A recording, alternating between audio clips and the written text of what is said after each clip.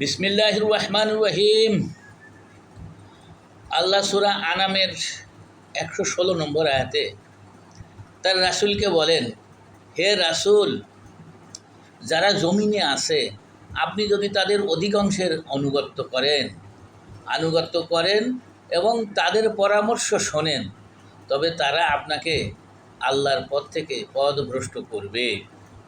তাহলে অধিকাংশের কথা কোনো দলিল নয়, কারণ তারা অনুমানকে অনুসরণ করে, অর্থাৎ দলিলের ভিত্তিতে আমল তারা করে না, তারা শুনে শুনে আমল করে।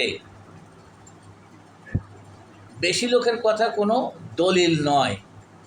কোরআন ও সহিহ হাদিস হলো একমাত্র দলিল।